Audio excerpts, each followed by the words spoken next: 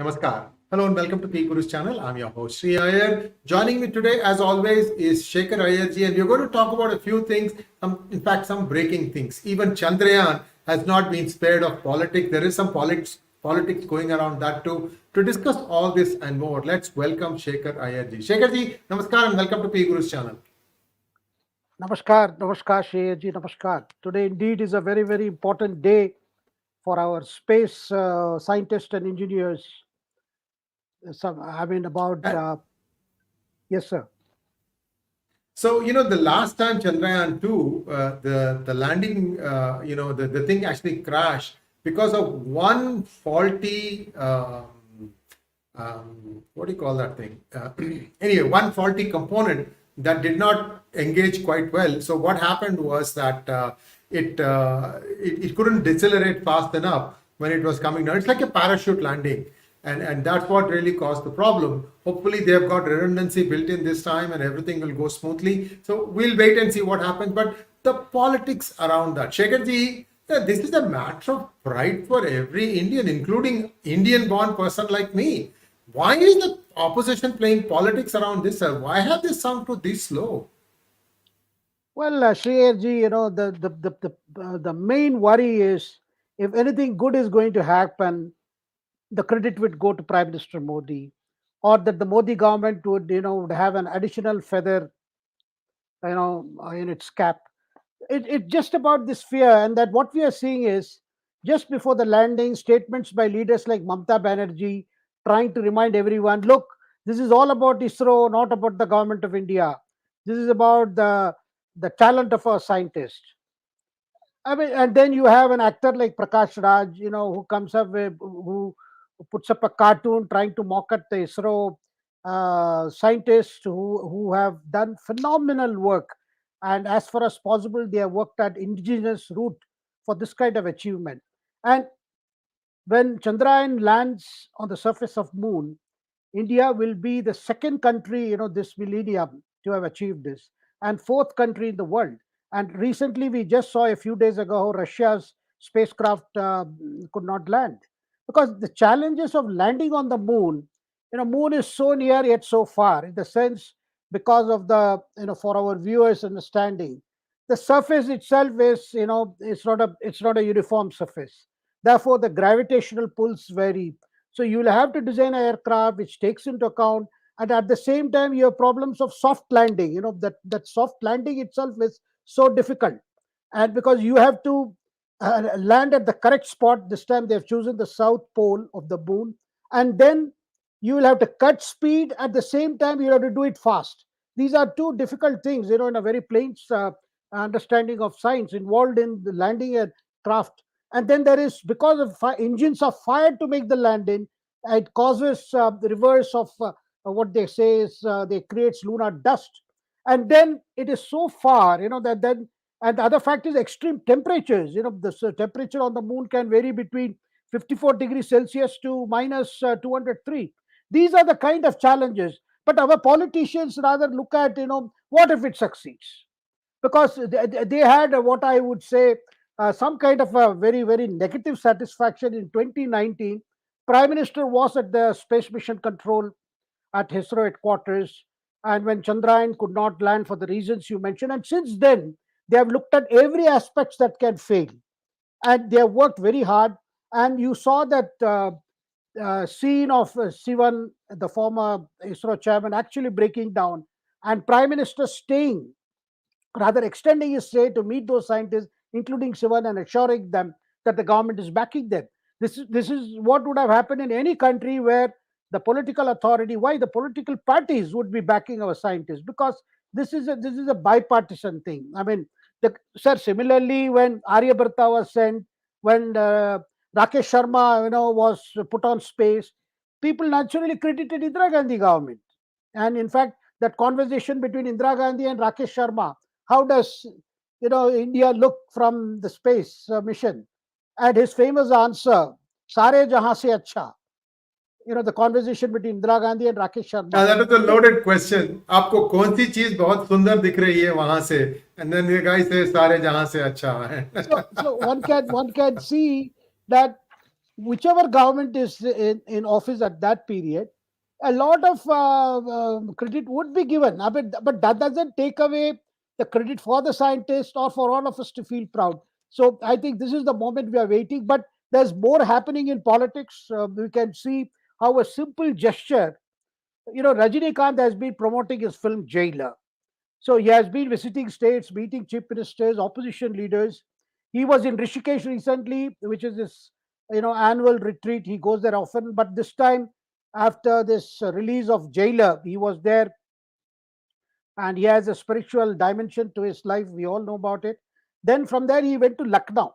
Lucknow, he met Yogi Adityananth, and then pictures of him touching the feet went viral. He also met Akhilesh Yadav, who gave him a good hug.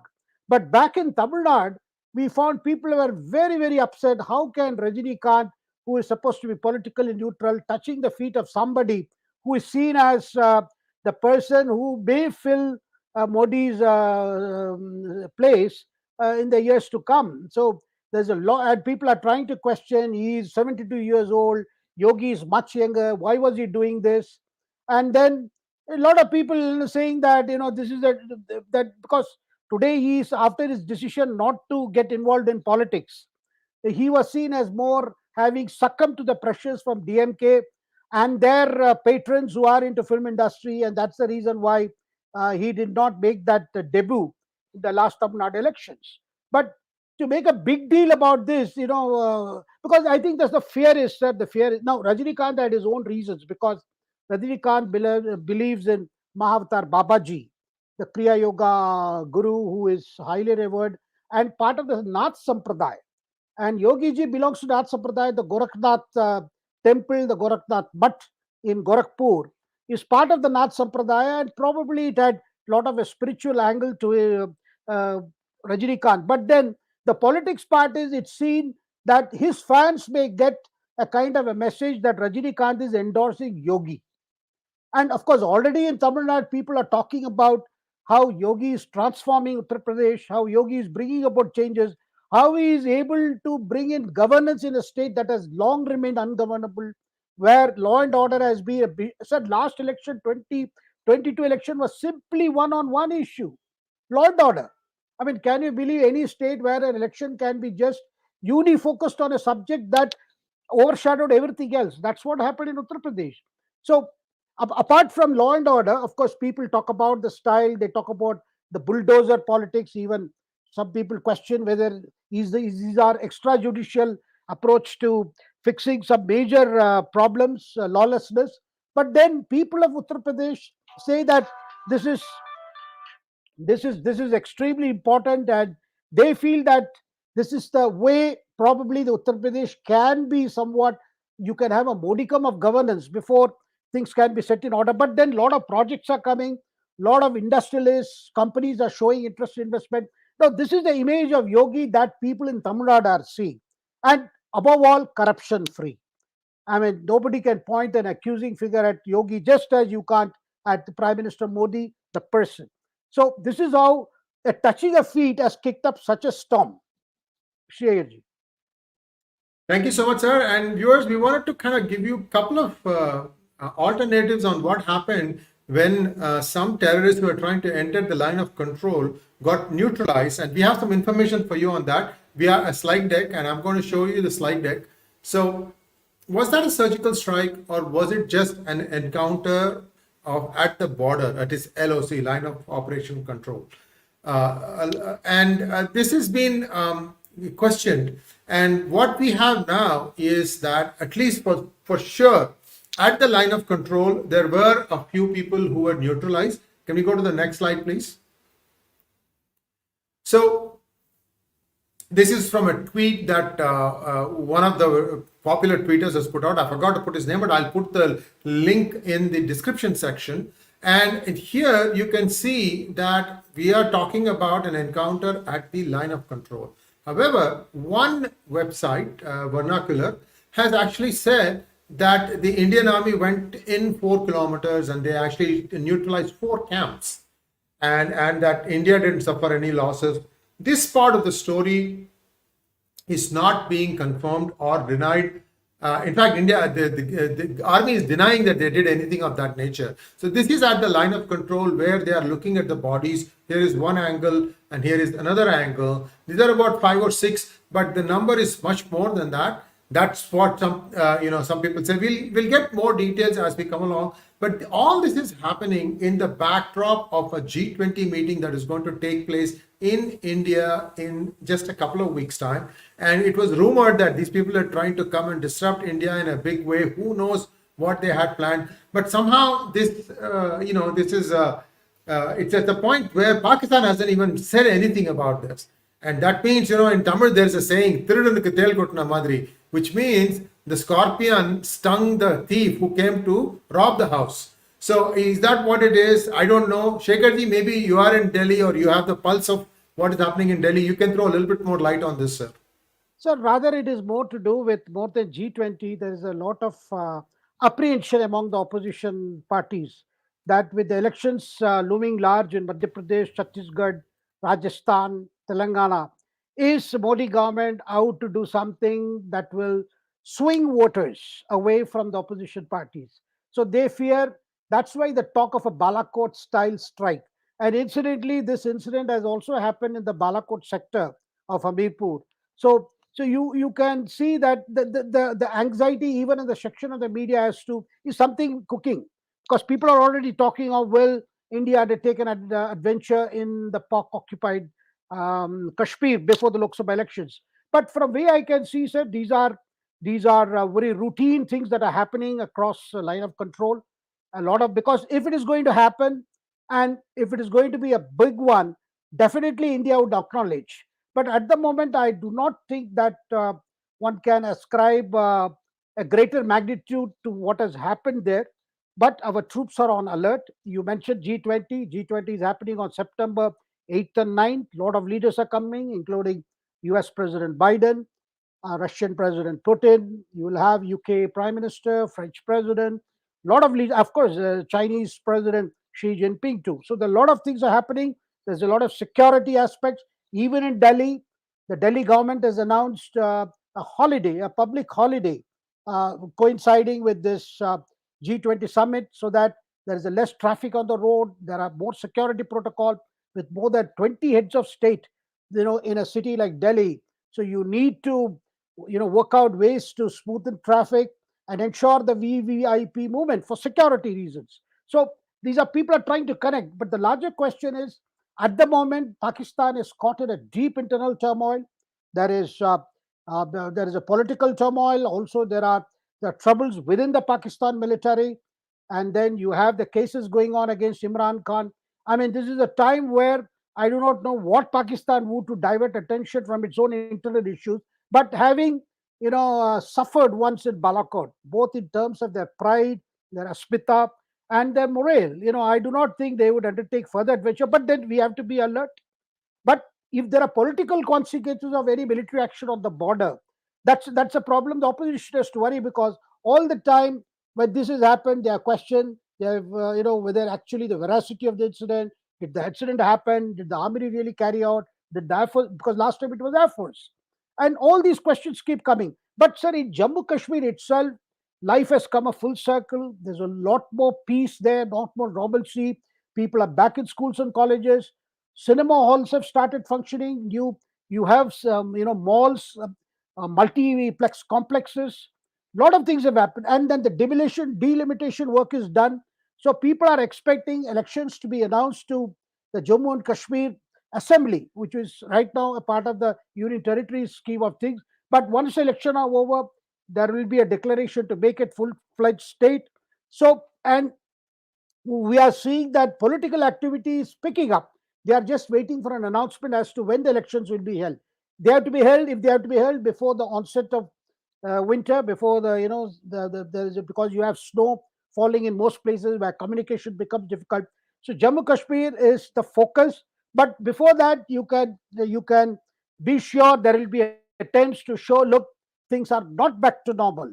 But then life, people are seeing it, more and more tourists. This time the tourist flow has increased to Jammu and Kashmir, and the Dal Lake looks more beautiful. A lot of people are, Indian domestic tourism itself has picked up quite a lot. So these are the times when, where you see a huge lull. These are the times when these infiltration attempts are always made. Shreyaji. Thank you, sir. And viewers, please like this video. And I have a small announcement to make. I just released a new book of mine. It is now available in Amazon as well as a couple of other websites. And I'm going to just play a 20-second trailer of that. If with your permission, Shekhar, just 20 seconds of your time. Please. But first, please like this video.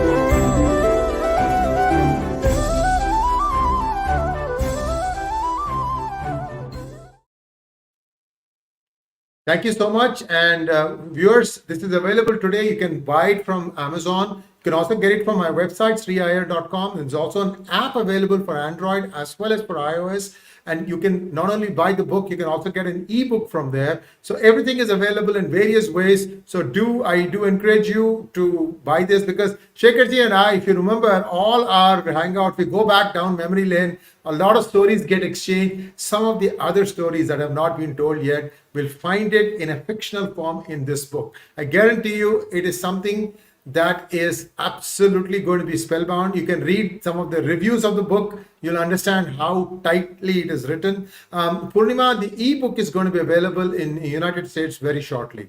Now, let's go back to the next item, sir. Nitish versus Lalu. And who is going to be the person who's going to be leading Bihar politics? Are they together still, or they're, in looking out, or what is going on really there, sir? Well, Shreyaji, last time we talked about maxim with journalism: do not believe anything until it is denied. Looks like even this applies to this situation where, for the first time, Lalu has broken silence as to when Tejashwi Yadav will take over as Chief Minister of Bihar. When Nitish did another of his somersault and left the company of BJP and embraced Lalu again, the air in Bihar was thick with the talk that Nitish has promised to give up his chief ministership in favor of Tejashwi Yadav, Lalu's second son, and who is currently deputy chief minister. And Lalu would shift to, Nitish would shift to Delhi. This was just before, Nitish got fully involved in trying to get opposition leaders together. I'm talking about a year ago. I mean, this talk gained strength, and even now there has been a talk whether the RJD is pressurizing JDU to merge in RJD, and probably and they want him to take full charge as convener of this opposition front, which has a new acronym. So this talk is going on. But yesterday we heard Lalu saying, "Look, there is nothing like that. There is no such deal. Nitish going to be there for a long time. This is not a move to bringing Tejaswi," which goes to show that these rumblings are worrying Lalu as much, because within the RJD, they are looking at a scenario, because the opposition alliance itself has been completely taken over by the Congress, the management and things like that, which is worrying Nitish himself personally, because although Nitish has a way of denying something that worries him the deepest. The stronger the denial, the deeper the worry about his own situation. We have seen this before. So he has been saying, no, yeah, ये कोई चीज के लिए कोई ये करता है क्या, ये कोई है चीज है क्या, that typical tone of his. But people know that Nitish is not quite happy that Rahul Gandhi is getting a lot of traction, and it is Congress which is calling the shots since the Bengaluru summit. Now it's going to happen in Mumbai. I think for our political observers, more than G20 summit, we are looking at this summit of leaders on August 31st and 1st in Mumbai. September 1st, they have planned a rally. We do not know what is going to happen before that, because they have the alliance partners, the oppositional partners in Maharashtra are just coming out of the shock treatment that Sharad Pawar administered to them by his frequent meetings with Ajit Pawar. Now, slowly things are coming out, and Pawar has been, of course, trying to reassure his leaders by attacking Modi government, because he has to make up for all that images of his tapping the hands of Prime Minister Modi at the Tilak Award ceremony in Pune, and Prime Minister Modi tapping the hands of Ajit Pawar, all that bonhomie, which got people confused as to particularly the Congress leaders and the Shiv Sena UBT. Sanjay Raut himself writing editorials in Sabla, their official organ, saying that Pawar should not be doing this. It's creating confusion. After that, Pawar addressed a rally in Bhid, where posters were put up saying that Pawar should bless Ajit Pawar. Now, after all this, then the talk, Congress leaders spreading the word, look, it's a supari given to Ajit Pawar by the BJP. Bring Sharad Pawar along to the NDA side, you become chief minister. Now, all this, of course, has been denied. But the big thing is there are a lot of issues in this alliance. But this time, we are told there will be a structure that will be announced with Sonia Gandhi on the top, with Mamata, MK Stalin, others gracing the second slot. Then the secretariat itself will have a lot of Congress controlled appointments to ensure that things are stay on track. So it is in this scenario we are seeing this, looking at this Lalu thing.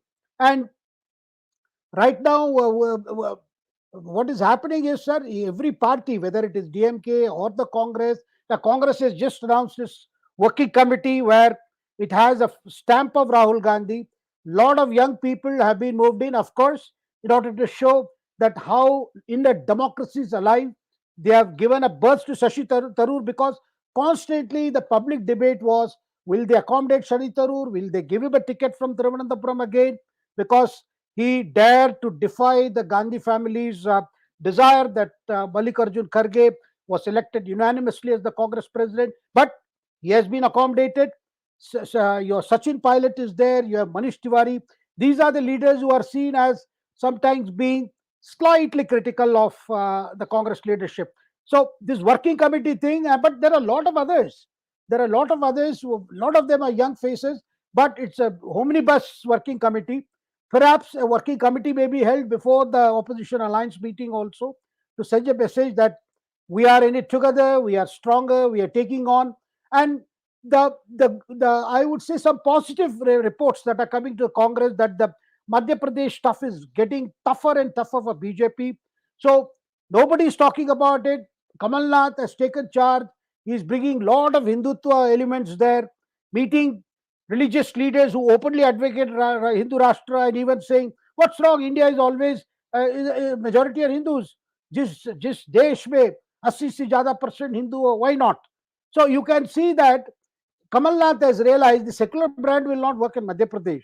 So therefore, apart from the promises that have been made in Madhya Pradesh in terms of freebies and announcements to match what Shivraj Singh Chauhan has already been doing. But then there is a huge fatigue factor as far as Shivraj Singh's leadership is concerned. So some changes have been made. They are again going to have Vijay Sankalp Yatra. One yatra was done with Shivraj crisscrossing the state. But now they are getting other leaders to travel. That includes your Kailash Vijayvargiya, it includes Jyotiraditya Scindia, it includes Narendra Singh Tomar, so that the leadership is not focused only on Shivraj. So some correctives are underway, but then some people like Pramod Kishan, Pramod Krishnam, who is considered close to Priyanka because he said that the leadership should go to Priyanka. He has been saying, look, why is it that he has been quite critical of Rahul's speeches on Bharat Mata in parliament. He says, why is Congress increasingly seen as anti-Hindu? And we are losing out on that. See, why did we oppose new parliament? Did not the new parliament belong to entire India? Why are we opposing Ram Temple? Has any leader, Congress leader, top big, visited the Ram Temple yet, Ayodhya yet? Why are we staying away? After all, the temple was born because of the Supreme Court's verdict, which was accepted by all sides. Why are we denying this, the reality of what has happened? Instead, every time we say something, do something, we are perceived by a vast majority of voters as being anti-Hindu. So there are those voices, but then you have Chunavi Hindu. I mean, this constantly it has been said. Even Rahul is Chunavi Hindu. Of course, Kamal Nath has shown that this time, of course, he is also a Chunavi Hindu, but he is going beyond Hanuman Bhakt. So this battle is getting serious, and of course, for the BJP, the challenge is in Madhya Pradesh as well as in Chhattisgarh, where the local reports are indicating that it's getting tougher and tougher. That is why Madhya Pradesh, the BJP has announced 39 candidates to those seats where they have never won before, or they have lost by a smaller margin. In Chhattisgarh, they have announced seats similarly for 21 places. 21 out of 90, yeah, 39 out of total 230. The whole idea is in seats where it is difficult to find a winnable candidate, why not let's go early and announce candidates who will start working. I mean, let's not give up on any seat, because in the last elections, Shriyarji, Congress got 140 and BJP got 103. And this is Shivraj has done 4 years in office. That is a huge a factor. Though he is popularly known as Mamaji, now people are saying, look, 4 years is too many, and BJP has no intention 4 terms. project him as again as CM. But the problem is they cannot project anybody, because lest the supporters of Shivraj will not work in full earnest. The whole BJP's problem, whether it is Rajasthan or in Madhya Pradesh, to get everyone together. So we are seeing a lot of political activity, and I expect once the G20 summit gets over, Prime Minister's full attention will be on these states going to the polls. Shreyaji. Thank you so much, Shekharji. But let's just ask a couple of questions before we move on to Mandal 2.0 issue, because you talked about Madhya Pradesh. Sir, Jyotiraditya Scindia, other than the fact that he is the grandson of somebody and a son of somebody, and he has done something, I don't know, as a Minister of Civil Aviation, what are his credentials to becoming the Chief Minister of Madhya Pradesh? Or is Modi concerned that this guy is too young now? Then if he establishes himself, he could also be a power center on his own. What are your thoughts, sir? So I don't think that is the way Modi looks at, because after all, Modi had approved the entry of Jyotiraditya Scindia, which was done with the work done by Narendra Singh Tomar and other BJP leaders had got Jyotiraditya. Because particularly the Bundelkhand region, that is the region around Gwalior, Jhansi and those places, what has happened is the Maharaja of Gwalior, and they have had a tremendous influence on voters. We may say this is effects of royalty or the Raj, but the fact remains, even today voters in that region, they have some kind of an affiliation with the Gwalior Maharaja or the royal Family, the yeah. Scindia family. And incidentally, sir, Jyotiraditya Scindia's grandmother, Vijay Scindia, Vijay Mata Raje Scindia, she was one of the top leaders of the Janasangha. So you can see the bonding, and in fact, she had contributed a lot, both in men and material, I will say in financial resources, for to those days when Jansangh didn't have resources at all.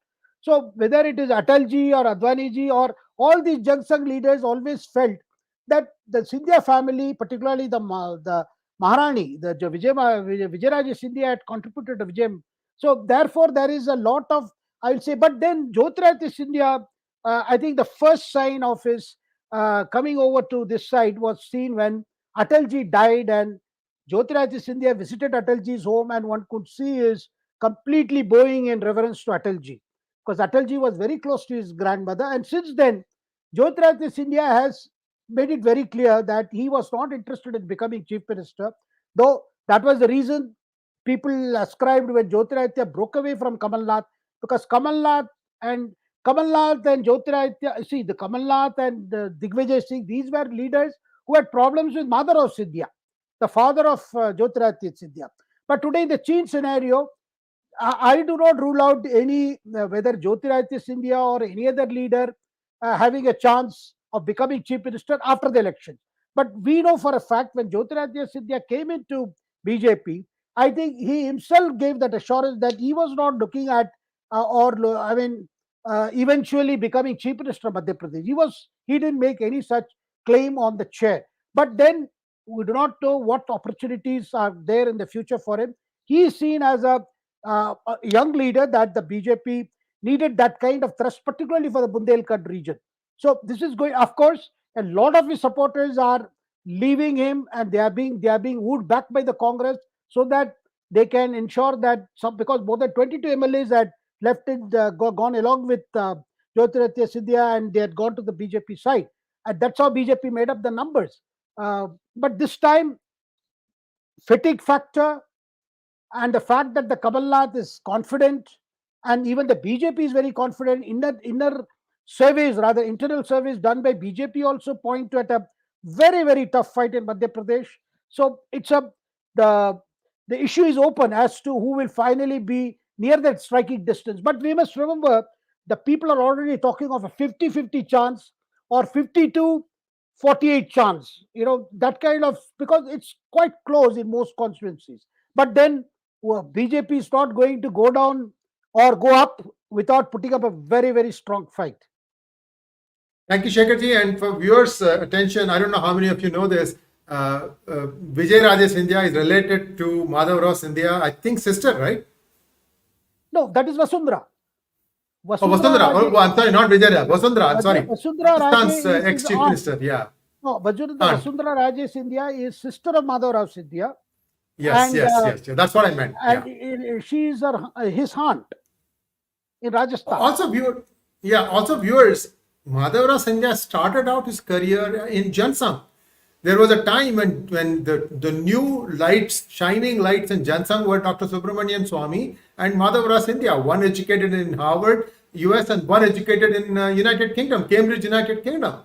Then what made Madhavrao Scindia to switch to Congress, sir? Well, sir, that's a part of, I would say, it relates to emergency. When Vijay Mata was arrested, Madhavrao Scindia fled to Nepal. And then because he knew Rajiv Gandhi well, and somehow he decided to... Did he know him well? Of course. And big story there. Yeah. And then I think he somehow sent olive branch to Indira Gandhi and came back. And in the 1977 elections, Madhavrao Scindia won from Gwalior. That was one of those seats where Congress won. He contested on a Congress ticket. But then Madhavrao Scindia was at one time seen as one who could be close to the prime ministerial chair. You had even magazines calling him as the prime minister face.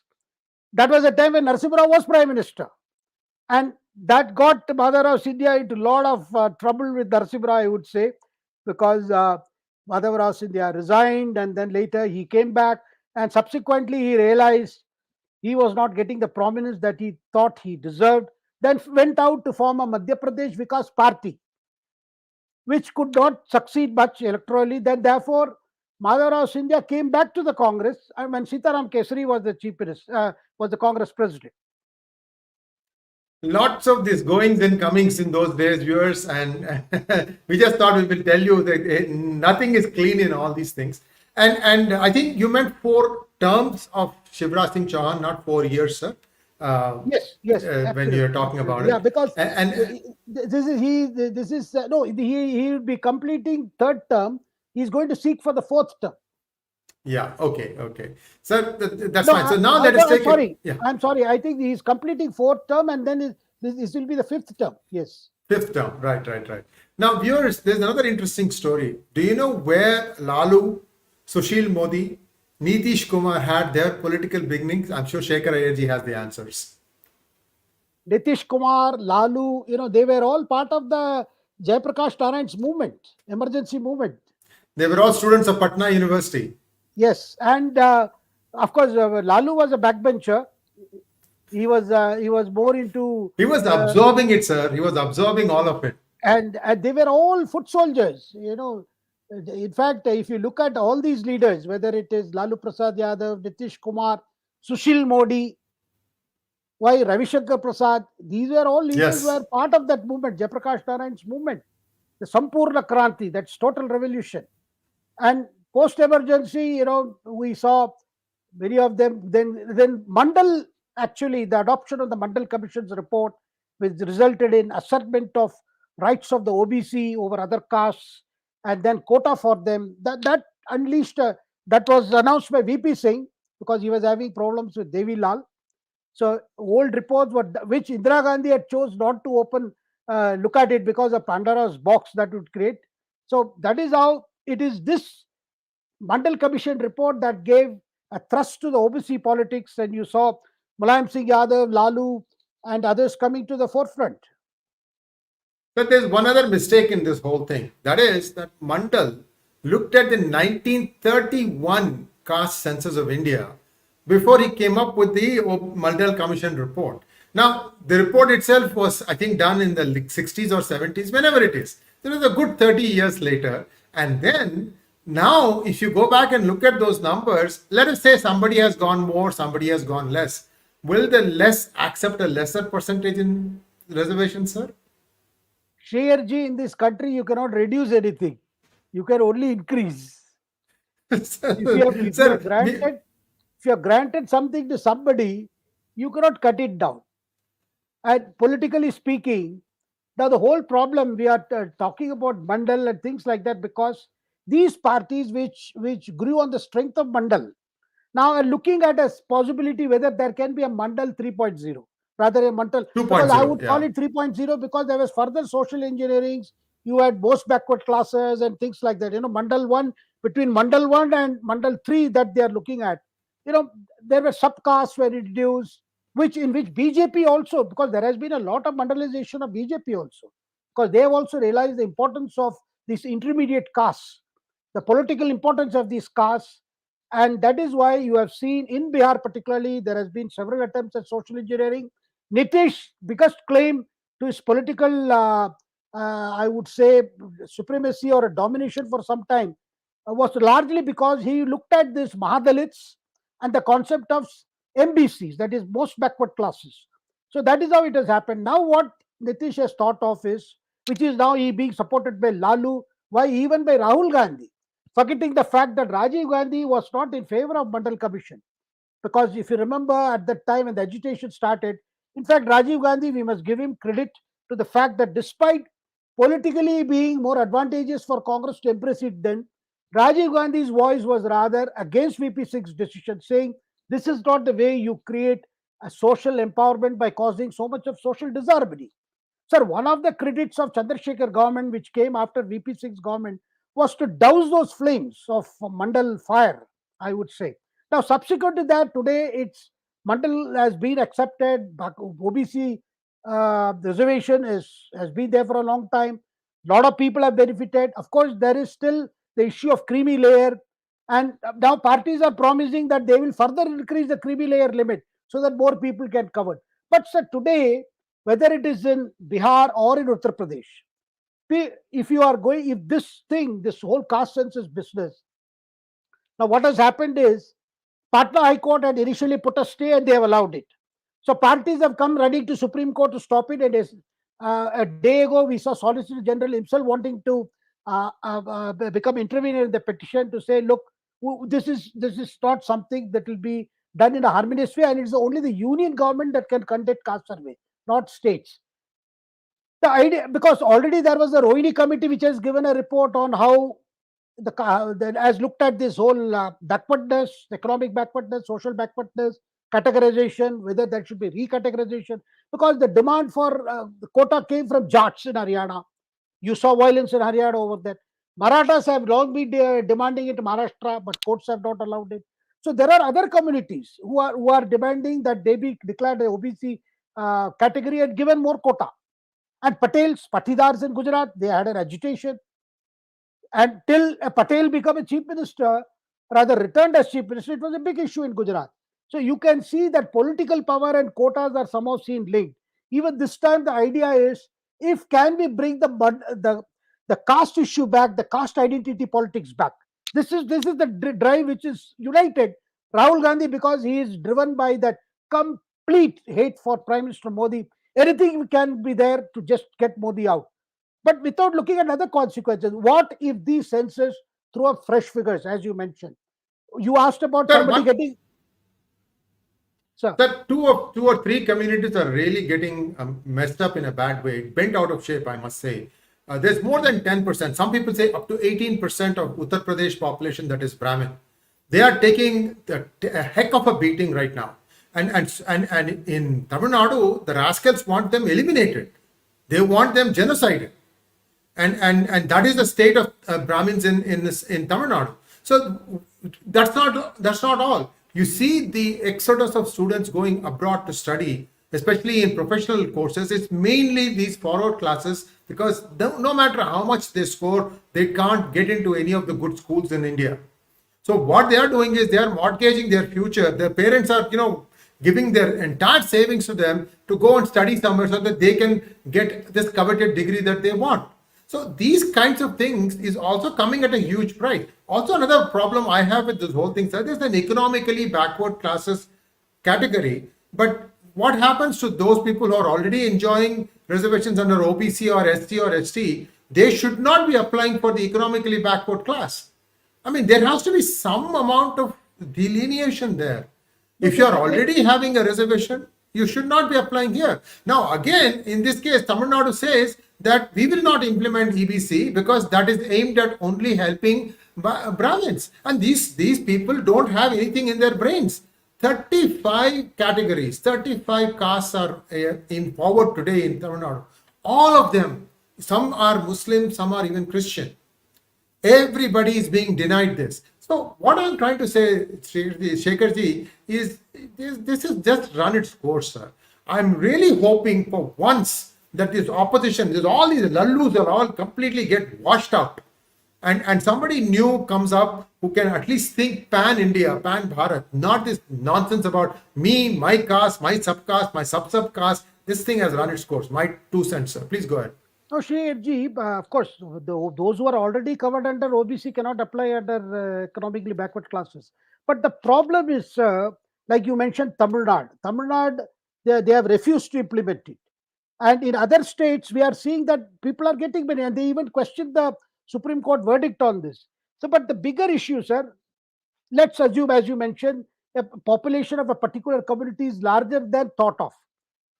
So the whole idea, see, the desire of these leaders, Nitish or Lalu or Rajiv, even Rahul Gandhi, their intention is not about the empowerment of poor people. In which case, economic backwardness should have been the main criteria, with factoring into the social backwardness. What has happened is the reverse. So today, you tell me, sir, whether the kith and kin of Mulayam Singh Yadav's family or Akhilesh Yadav family, should they continue to get reservation? Now, if you want to increase the creamy layer, what happens? Then you are denying benefit to even members of your own community who deserve to be uplifted. Now, sir, in Tamil Nadu, sir, very sorry to say, since we are discussing, they will say 2 Brahmins are discussing this. That is how they react. Because for them, they can only through a particular prism. But I am asking one thing. Just because Finance Minister Nirmala Sitharaman, managed to show the mirror to the DMK in Parliament recently, you are crying, you and all your cry over Manipur is such a hoax. When the way you treated Jayalalitha inside the assembly of all places, when the patriarch of DMK Karunanidhi was the chief minister. Now, how is the reaction you see? Now, Dayanidhi Maran, Murasoli Maran's son, and he has just spoken at a meeting saying, look, this is all, this Nirmala Mami is doing it. And Mami is the derogatory term used by... Sir, he said this guy is... Go ahead. I have something to say that. Yeah. Sir, Mami is a derogatory term used by these Dravidian parties for a Brahmin woman. Now, this is the way you are countering what Nirmala has said, because she has really touched a point where DMK is worried, because if this issue picks up, people are reminded how women are treated and the atrocities that continue to happen in Tamil Nadu on women. Now, so you have had others point out today, BJP leaders and others are pointing out, look, Murasoli Maran married a Brahmin lady, and Dayanidhi's mother is a Brahmin lady, Dayanidhi Maran's spouse is a Brahmin lady. Now, here are the people who are attacking a particular community, because that's the only way they feel they can counter that argument. And I mean, your mother will belong to that community and your wife belong to that community. I mean, why are you using this anti-Brahmin card? Because today in Tamil Nadu, I do not think people still think in those terms. Okay, at one point of time, because these parties felt the Congress party of that period was dominated by Brahmin leaders, anti-Brahminism was seen as a way of promoting social empowerment. But today things are different. Today, many people, sir, even DMK leaders privately tell me that Brahmins are like Jews. They are very bright, but for our politics we do it. But when we need consultation, we approach Brahmin lawyers when they face cases. Rather, I would say lawyers who happen to be Brahmins or doctors who happen to be Brahmins. Now, today, sir, in Tamil Nadu, where the challenges are huge, and of course, the kind of policies that these parties, yes, the empowerment of social backwardness, with backward class has brought about a big change in Tamil Nadu. One cannot deny it. There are a lot more people from other communities who have come to the front, got advantage of education, has got the benefit of government job. But has it ended the caste conflict in Tamil Nadu? Has it brought a casteless society, Tamil Nadu? No. Because all the time when they talk about caste, because they dare not talk about other communities and parties which are dependent on those vote, because the numbers are huge. If your fight against caste politics is all about numbers, if the numbers is small, then you use them as, you know, you use them to keep on trashing them. But if the numbers are huge, then you go upon, picking the candidates from those communities and dare not do anything else. So this is the kind of cauldron on over which Tamil Nadu is sitting today. If DMK is also supporting a caste-based census, what happens if their community is seen as much more than the numbers are? You think they are? What happens if 1 years are much more than we think them to be? What happens if Dalits, the number of Dalits, the figure is you compared to more, and if you have to increase the quota for Dalits, because at today it is frozen at 15% for scheduled castes and 7.5% for the scheduled tribes. Now but at a time when India is moving forward to resort to caste identity politics, because you feel that's the way only you can counter BJP's Hindutva politics. This is not about Brahmins, or this is not about Brahmins being left out. Fine, I mean, that could be another kind of argument. I'm not getting into that. But the larger question is, that's my worry. You talked about Manipur. DMK is much more worried about what happened in Manipur. Why did it happen in Manipur like that? Because constantly the ethnic identity was used in politics. Same thing could happen if you're going back to caste census. You want to reinforce caste identities, then you will have caste trouble. And no amount of all your obeisance to Periyar or Anna or Kalaignar, for that matter, is going to help, because the reality will hit you hard. Today, our youths need better education, better colleges. You are fighting over NEET when NEET figures are going up well. Yes, there are unfortunate incidents of boys or girls taking their lives because they are not successful in some professional qualification exam. But then to put the clock back, because you leaders run medical colleges, you run engineering. Of course, nobody is bothered about engineering colleges because some of them are shutting down for want of students in the south. Sir, 38 colleges have zero recruitment this year in engineering colleges. 38. Very big number in Tamil Nadu. It's just out of the world. Sir, let's take some questions now. We've gone into this. Viewers, this is it's like this. I don't consider myself as a Brahmin. I'm more of a Kshatriya, because in terms of what I do, I'm fighting. And I'm fighting for you. I'm fighting for all of us. It doesn't matter. I mean, if somebody is so dense in the head that they want to call Iyers as a forward caste, I say you are an idiot. Because that person's last name itself is confusing for, is used everywhere. So this is what you have up again. Some half-baked numbskulls, dimwits, nitwits. Okay, they think that by doing this, they can get ahead in life. What Dayanidhi Maran doesn't realize is that this very thing is going to come, let's say 10, 20 years down the road, when all the Brahmins have left Tamil Nadu. Guess who are they going to turn against? The next speaker section. It could very well be you. Isai Velalar is a very small community. Hey, don't this kind of a stupid mentality. No wonder somebody calls them with a letter starting with P and ending with an I. That's exactly your mindset. That's why it is. Anyway, let's go back and take some questions. Rahul Rathod wants to know, will Justice Rohini Commission for OBC benefit BJP because in UP and Bihar, M plus Y is time-tested formula to stay in power for regional parties, and will this commission break Y guy's dominance on OBC? In Uttar Pradesh, sir, these caste-based parties or caste identity-driven parties are worried because Yogi success in Uttar Pradesh has brought what is called a pan-Hindu effect, and issues have moved to more on governance. That is worrying these caste-based parties, because they realize, look, we can't fight them on using the caste identity unless we create a situation where we can make the caste to feel uncomfortable or to feel insecurity. If we can bring in insecurity, then we can go back to that old model. But Uttar Pradesh, all the rivers, including Ganga and Yamuna, has seen more water flown down all these years, where governance issues have taken over under Yogi's leadership. So that is what is worrying them, because they could not prevent 2017, they could not prevent 2022, and in between you had a 2019, a 2014, and a 2019, and parliamentary elections. Now again, the fear is, how do we bring back this?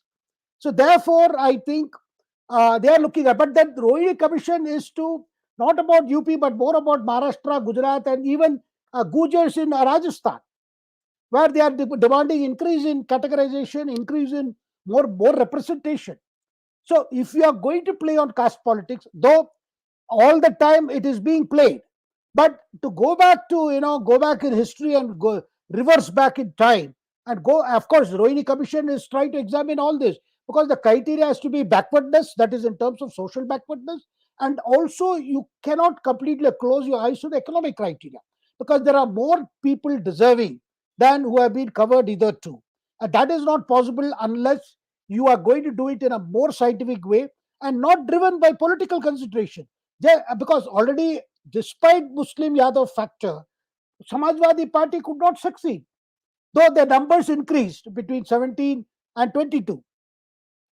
So therefore, I think my answer to Rahulji is, look, that the time-tested formula is also under heavy strain, because it does not deliver. But for heaven's sake, do not go back to this caste business and try to again stir the caste pot, because that will have a far-reaching consequences. And today, our young people, I would say the young people today, many of them who have managed to come out, I'm talking particularly about the backward people belonging to backward class young people. They want recognition for their talents, for their individuality. They do not want to go back to this. Though in vast rural areas, you can still play the caste factor. Yes, I do admit there are still caste discriminations taking place. Those will have to be fought.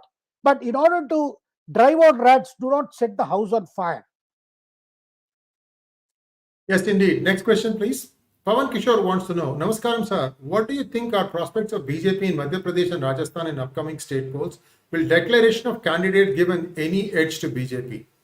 Well, as I said earlier, in Madhya Pradesh and Chhattisgarh, where they have announced candidates, they are for those seats which the BJP has not won last time. At some of the seats, they have never won. Some of the seats where the margin of loss is so small.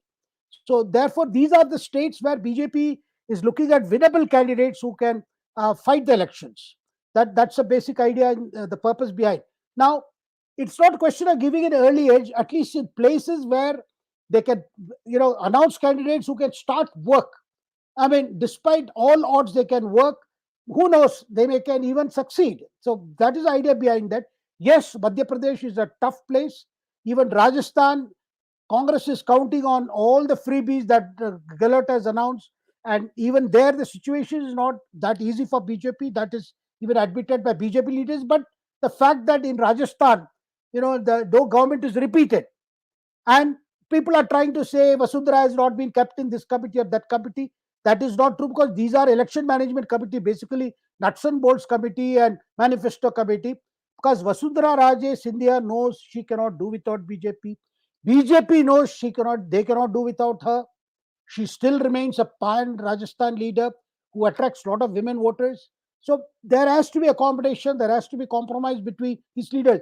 If in Rajasthan, Congress says it has effected a compromise between Sachin Pilot and Ashok Gehlot, why should we assume that in BJP has not put its house in order? Definitely BJP will put up a tough fight, but these elections are a challenge. Then again, in terms of narrative, the outcome of these elections will set the narrative for 2024. But that necessarily does not necessarily mean it also influences outcome in 2024. We have seen it in 2018. The Congress won in Rajasthan, Chhattisgarh, and Madhya Pradesh. Of course, in Madhya Pradesh, because of disruptions, rebellion, BJP came back to power in a short time. So it's an open situation, but it is tough. That is something privately acknowledged by BJP leaders and Congress leaders. Of course, they are I would say, on a high because of the results in Karnataka, results in this Himachal Pradesh. Thank you, sir. Next question, please. Venkatraman Narayan wants to know, why is BJP unable to find leaders like Yogi for Bihar, Rajasthan, MP, and other states? UP success story must be replicated for sure to drive our country forward. Your views, please. Well, all I can say, Venkatramanji, the effort is always on to look for a new phase, a new leadership. Sometimes in Karnataka, things happen too late, things got botched up. But Prime Minister always wants that younger generation must be moved forward and the elder generation must make way. And many cases they do not want to. So we do not know whether Yogi will be found in Rajasthan or a Yogi is going to be found in Madhya Pradesh. But these are situations with replete with, I would say, lot of possibilities. Therefore, one cannot say because the emergence of Yogi came only in the run up to 2017 election where he became a star campaigner. Then it was felt that we must give him a chance despite tremendous opposition. Because Yogi is not exactly an RSS, he has not come out from the RSS school. So there was a lot of misgiving. Should the power be given in such a large state to a person who is not part of the great, one parivar? But nevertheless, the decision was taken at the Prime Minister level, at Amit Shah's level, and the experiment has succeeded. So similarly, we'll have to see what the elections throw up, who are the new leaders, who are the new faces that will get elected to the assembly. It's a thing we have to look forward to. Next question, please. Anshuman Singh wants to know, sir, do you think after 2024, Annamalai can be added to Modi cabinet? He's very popular in North India too for future prospect and because of his clear messaging. I will not rule it out, Anshuman ji, because the next cabinet, when Prime Minister Modi returns to for power for the third time, you are definitely going to see a lot of changes because the infusion of more younger blood, infusion of more younger people, along with experience. Because the ideal combinations, you have youthful energy and you have experience combined. That gives you optimum result when it comes to governance. So Annamalai has actually caught the attention of central leaders. Right now, he has a task in Tamil Nadu for the Lok Sabha elections, post Lok Sabha elections, whether he himself will contest the Lok Sabha elections or he will come join the government through. But a lot of things are in store because BJP wants to increase its foothold in Tamil Nadu by the time when the next elections are held in 2026 in Tamil Nadu. Magnet Ranga wants to know, Namaskaram, is Nitish's position not shaky? Couldn't his miscalculation take him to political oblivion? Well, sir, his current status is already finds his role diminished in this uniting opposition parties. So he is looking forward to a situation where he will get the post of convenership when the alliance leaders meet in Mumbai on August 30th. So for him, I think, because constantly there is also a talk that he could again go back to BJP, which is something the BJP leaders in Gujarat, in Bihar, they dread. They said, no, we don't want him back. So one cannot say what is his, but then he is a person who is permanently unhappy in any situation, in any arrangement, in any alliance. Next question, please. Purnima Wag wants to know, I'm wondering if the India alliance is trying to sabotage the G20 summit by taking away the press coverage, holding their meetings in Mumbai. It's not in the same dates, though. No, it's not in the same dates, and I don't think. But then there will be other things that they will be definitely be up to, because G20 is not something they are very happy about. That so many leaders are coming, and the Prime Minister Modi is the focus of attention. He's playing host. What do you call it? Pure jealousy or pure envy, whatever it is. They just can't stand anything happening under Modi. Next question, please. Srinivas Jayaprakash wants to know, sir, I have been to Rajasthan recently. The welfare schemes of Gehlot seems to have struck a chord with the masses. Will the temporary peace brokered between him and Pilot result in a Congress victory?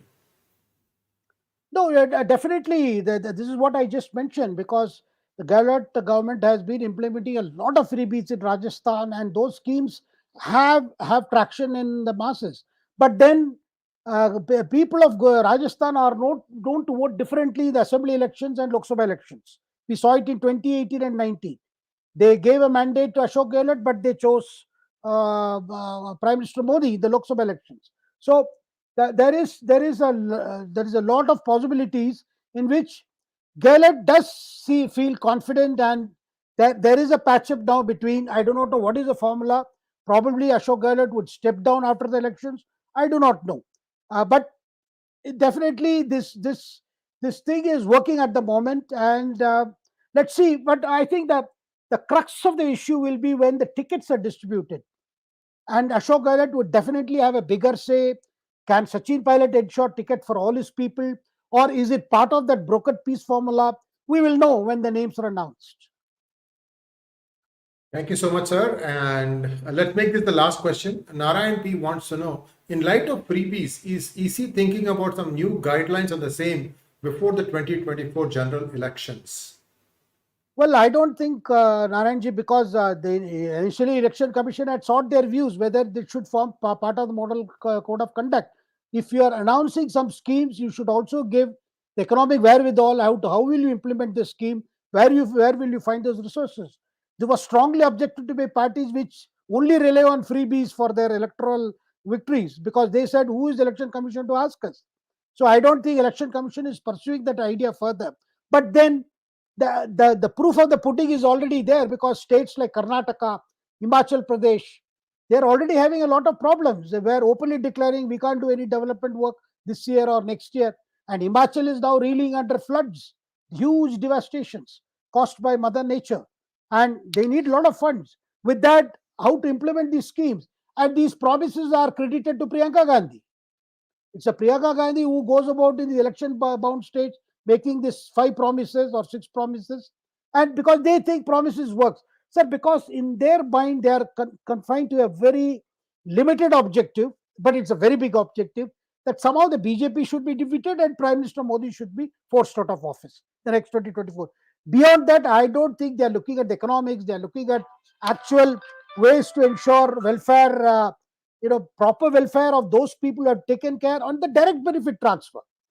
The fact that under Modi's regime, things have been going more directly, a thing which they did not conceive or they did not think of earlier.